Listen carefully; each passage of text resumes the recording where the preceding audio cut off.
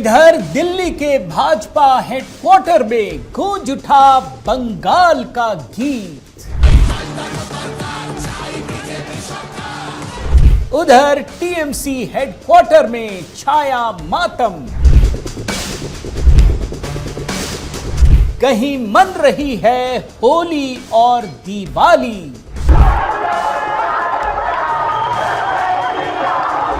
कहीं बंगाल की सड़कों पर हर तरफ छाया जय श्री राम का उद्घोष। ये देखिए कैसे बंगाल के लोग भगवा रंग में रंग चुके हैं। देखिए अमित शाह ने अभिषेक बनर्जी को दिखाया ट्रेलर। साथियों नमस्कार, मैं हरिश्चंद्र बर्णवाल इस वीडियो में आप सभी का स्वागत करता हूं। दोस्तों, पश्चिम बंगाल के नतीजों ने पूरी दुनिया को हैरान कर दिया है। अब दुनिया भर में क्या कुछ हुआ वो तो दिखाऊंगा, बांग्लादेश में क्या हुआ ये भी किसी वीडियो में बताऊंगा। लेकिन आज मैं आपको बात करूंगा दोस्तों, किस तरीके से पश्चिम बंगाल में अभिषेक बनर्जी, ममता बनर्जी चुनौती दे रही थी ना मोदी और अमित शाह को कि आकर दिखा देना 4 मई को। ऐसी ताबड़तोड़ कार्रवाई हो रही है दोस्तों, आप देख करके हैरान हो जाएंगे। और इसकी वजह क्या है? भारतीय जनता पार्टी कभी भी बदले की कार्रवाई नहीं करती है दोस्तों। लेकिन होता क्या है कि जब आप करप्शन को ही अपना अधिकार मानने लगते हैं तो फिर जब दूसरी सरकार आती है ना तो उसके दायित्व बढ़ जाते हैं, उसकी चुनौतियां बढ़ जाती हैं। और मैं आपको बताता हूं दोस्तों, अभी ये गुंडा एक बाप का आदमी क्या क्या अभिषेक बनर्जी ने कहा था ना, गृह मंत्री अमित शाह ने एक ट्रेलर दिखाया है। हिल उठे हैं, ये हिल गए बुरी तरीके से, मैं आपको बता रहा हूं। और अभी मैं आपको दिखाता हूं, आप हैरान हो जाएंगे कि कितना बड़ा असर पश्चिम बंगाल की राजनीति में पड़ने वाला है। रात भर जिस तरह की घटनाएं होती रही दोस्तों, वो साफ साफ ममता बनर्जी, अभिषेक बनर्जी की हताशा को दिखाने के लिए काफी है। आज मैं कुछ ऐसी ही चीजें डिकोड करने जा रहा हूं दोस्तों। मैं निवेदन करता हूं कि आप जरूर कमेंट कीजिएगा। आज भी जय मां काली लिखिए दोस्तों पश्चिम बंगाल के लोगों के लिए। और हाँ देखिए, एचबी शॉर्ट्स में लगातार बड़ी अच्छी अच्छी कहानियां अपलोड की हैं, बहुत छोटे में, देख लीजिएगा, कमेंट में पिन कर दिया। मैं थोड़ा अपडेट कर देता हूं दोस्तों। भारतीय जनता पार्टी 200 के आंकड़े को पार कर चुकी है। अब मैं जब तक कर रहा हूं 200 के आंकड़ों को पार। और तृणमूल कांग्रेस कहां पे? अरे भाई 80 के इर्द गिर्द सिमट गई है। ये तो ममता बनर्जी, अभिषेक बनर्जी खुले मंच से कह रहे थे कि इतना तो भाजपा वाले रहे, ये तो उल्टा हो गया खेल। और तो और कांग्रेस पार्टी के 2 विधायक, जनता उन्नयन पार्टी 2 विधायक, कम्युनिस्ट पार्टी के 1 विधायक। मगर छोड़िए दोस्तों, ये तो पता चल गया कि एक ऐतिहासिक जीत है। जरा देखिए कि हुआ क्या है, क्या क्या कार्रवाई हुई है। पहले इस खबर को पढ़ लीजिए। पश्चिम बंगाल का रण, मुख्य सचिव का सख्त फरमान, ऑफिस से नहीं हटेंगे कागजात। आप जानते हैं कि सब कुछ चल रहा है, गहमा गहमी चल रही है। कभी ममता बनर्जी जाती हैं, कभी वो जाते हैं, कभी अभिषेक बनर्जी जाते हैं। लेकिन इस बीच सरकार को क्या, भारतीय जनता पार्टी को यह अंदेशा हुआ कि कुछ ना कुछ गड़बड़ तो हो रही है। और उसके बाद दोस्तों मुख्य सचिव जो है दुष्यंत नारियाला, उन्होंने एक सख्त आदेश जारी करते हुए सभी सरकारी विभागों को फाइलों और दस्तावेजों की सुरक्षा सुनिश्चित करने का निर्देश दिया है। यह साफ साफ कह दिया है कि एक भी फाइल हिलना नहीं चाहिए। आखिर क्यों? पहले ये आप वो देखिए, आदेश देखिए, ये देखिए आदेश, इसमें साफ साफ लिखा है, ये कल ही का आदेश है 4/5 का, और सबके लिए लिखा गया है। इसमें लिखा गया है 3 महत्वपूर्ण बिंदु हैं। सरकारी कार्यालयों से जो सचिवालय है, कोई भी महत्वपूर्ण दस्तावेज या फाइल बाहर न ले जाई जाए। कोई भी रिकॉर्ड नष्ट नहीं किया जाना चाहिए, क्षतिग्रस्त नहीं होना चाहिए, नहीं तो पता चल जाएगा। और तीसरा, सरकारी फाइलों की सुरक्षा की जिम्मेदारी संबंधित विभागों के प्रमुखों की होगी। जिम्मेदारी तय कर दी गई है। बड़ा ममता बनर्जी, आप भूल तो नहीं गए? वो जो ईडी का छापा पड़ रहा था, ममता बनर्जी भाग के गई, सारे अधिकारियों को लगाया, छीना झपटी, फेंका फेंकी, ऐसे चल रहा था ना। अब बदल गया खेल। समय बड़ा बलवान होता है ममता जी। आपको लग रहा था कि आपकी सत्ता कभी हिल नहीं सकती। आपको दरअसल केजरीवाल वाली गलतफहमी हो गई थी। जनता जनार्दन होती है, जनता से बड़ा कोई नहीं होता है। और तो और जो आदेश जारी किया गया है ना दोस्तों, आप समझ लीजिए, इसमें यह भी कहा गया है कि आप फोटोकॉपी भी नहीं कर सकेंगे। सरकार की ओर से जारी आदेश के मुताबिक अब कोई भी सरकारी फाइल ना तो हटाई जा सकेगी और ना ही उसे किसी प्रकार का नुकसान पहुंचाया जा सकेगा। बिना आदेश के, बिना अनुमति के दस्तावेजों की फोटोकॉपी, उसको स्कैन करने पर पूरी तरह से रोक लगा दी गई है। और मुख्य सचिव ने कहा है दोस्तों कि हर एक फाइल और सरकारी पत्राचार का उचित हिसाब रखना अनिवार्य होगा। अच्छा, ये कैसे तय होगा? ये तो बोलेंगे मैं तो नहीं जानता। साफ साफ कहा गया है कि अगर इस विभाग के प्रमुख आप हैं या सचिव आप हैं तो आप ही की जिम्मेदारी होगी। अगर कोई भी फाइल गायब पाया जाए, क्षतिग्रस्त हो, तो आपकी जिम्मेदारी तय होगी।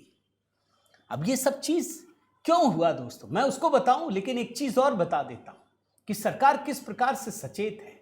एक बात याद रखिएगा दोस्तों, पश्चिम बंगाल की जनता ने भ्रष्टाचार से तंग आकर इस तरह का ऐतिहासिक जनादेश दिया है। ऐसा होता नहीं है। आप जानते हैं, पश्चिम बंगाल में यह तीसरा मौका है। एक बार कांग्रेस की सरकार को लेफ्ट ने उखाड़ फेंका, 34 साल रही। दूसरी बार ममता बनर्जी ने लेफ्ट को उखाड़ के फेंका, 15 साल रही। अब भारतीय जनता पार्टी की बारी आई है, तीसरा मौका है ये। वहां जो राज्य सचिवालय है दोस्तों, उसको नबन्ना कहते हैं। अब देखिए क्या हुआ है, सभी सरकारी महत्वपूर्ण कार्यालयों में केंद्रीय बलों की तैनाती का आदेश दे दिया गया है। जैसे नबन्ना, राइटर्स बिल्डिंग, विकास भवन, खाद्य भवन जैसे प्रमुख केंद्रों पर सीआरपीएफ की क्विक रिस्पांस टीमें यानी क्यूआरटी ये पहुंच गई हैं। इसका मतलब है कि सरकारी दस्तावेज की चोरी या नष्ट होने से बचाया जाएगा। और ये क्यों किया गया, ये भी बता देता हूं। ये इसलिए किया गया दोस्तों क्योंकि भारतीय जनता पार्टी ने यह आशंका जताई कि तृणमूल कांग्रेस के लोग ये करेंगे। और जब यह आदेश आया ना, चूंकि आप तक पहुंचा नहीं होगा दोस्तों, क्योंकि अभी तो आंकड़ों में ही सब उलझे हुए ना। मैं तो दोस्तों पश्चिम बंगाल का ही हूं। मैं आपको बताऊं, मेरा जन्म भी पश्चिम बंगाल में ही हुआ है। मैं आपको बता दूं, मेरा जन्म आसनसोल में हुआ है दोस्तों, मेरा घर परिवार भी वहीं है। लेकिन हां, मैं जानता हूं कि पश्चिम बंगाल की संस्कृति में कितनी सारी विकृतियां लाने की कोशिश की गई। पश्चिम बंगाल के लोग ऐसे नहीं हैं, लेकिन जिस तरीके से कुशासन को ही अपना हथियार बना लिया गया, उसकी वजह से यह नौबत आई है दोस्तों। और मैं आपको साफ साफ कहूं कि इस समय जब भारतीय जनता पार्टी की सरकार आई है, जनता की उम्मीदें भी बढ़ी हैं। जनता एक नजर से देख रही है। मैं अभी प्रधानमंत्री मोदी का भी बयान सुनाऊंगा। आप देखिए एक एक करके कितनी कार्रवाई हो रही है। जरा मैं कुछ कार्रवाई बताता हूं दोस्तों। ये देखिए, ममता शुभेंदु के फोन जब्त करने का आदेश। अब क्या हो रहा है, ये लोग लगातार काउंटिंग सेंटर में जा रहे थे। अब दूसरी सरकार होती ना तो विपक्षी पार्टी का केवल जब्त कर लेती। यहां ऐसा नहीं हुआ। यहां अगर ममता बनर्जी का फोन जब्त किया गया तो शुभेंदु अधिकारी के फोन को भी जब्त किया गया है दोस्तों। और इतना ही नहीं, अभिषेक बनर्जी काउंटिंग सेंटर में पहुंचे। आयोग ने देखा कि काउंटिंग सेंटर में तो सिर्फ उम्मीदवार या उनके एजेंट ही रह सकते हैं, अभिषेक तो कुछ है नहीं, तुरंत बाहर किया। यानी अब कानून का शासन चलेगा। अब यह नहीं चलेगा कि ममता का शासन चलेगा, आप कुछ भी कर लेंगे, यह नहीं चलेगा। तो ये परिस्थितियां बदल रही हैं दोस्तों। पश्चिम बंगाल में लगातार कार्रवाई हो रही है, ये साफ साफ आप देख सकते हो। रात भर जिस तरह की परिस्थितियां बनी रही, उससे साफ साफ दिख भी रहा है। अब मैं आपको कुछ चीजें दिखाता हूं दोस्तों कि ये सरकार बदलने से होता क्या है। भाई हम तो जानते हैं ना कि पश्चिम बंगाल की पुलिस को आपने क्या बना दिया था। छोटे मोटे गुंडे भी आकर के उनको दबा रहे हैं, धमका रहे हैं, पुलिस वालों के हाथ बंधे हैं। आप देखिए जब सरकार बदलती है, मैं एक ऑडियो सुनाता हूं, वीडियो दिखाता हूं, आप देखिए किस तरह से लोग खुशी मना रहे हैं। ये पुलिस वाले हैं। जानते हैं क्यों खुशी मना रहे हैं? ये इसलिए मना रहे हैं दोस्तों क्योंकि उनको लग रहा है कि अब 7th पे कमीशन का पैसा मिलेगा। एक झलक देखिए।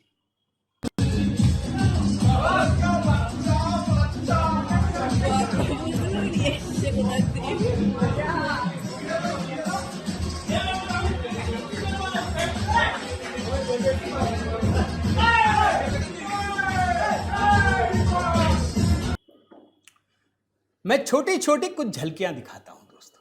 एक वीडियो मुझे दिखा, आसनसोल में टीएमसी के मंत्री हैं मलय घटक। अब ये लोग तो आप जानते हैं, इनके सामने कोई देख भी नहीं सकता। जनता जनार्दन तो क्या है, अरे पैर की जूती है इनके लिए। अब देखिए हो क्या रहा है। ये गुजर रहे थे आसनसोल के आसनसोल से हैं, ये मंत्री हैं, मेरा जन्म भी वहीं हुआ है। लोग उनके पास जाकर के जय श्री राम के नारे लगा रहे हैं। आसनसोल की सभी 7 सीटों पर भारतीय जनता पार्टी ने कब्जा कर लिया। जरा वो हिस्सा दिखाता हूं मलय घटक के सामने। कुछ कर नहीं सकते, खुद ही विचलित हो रहे हैं, देख लीजिए।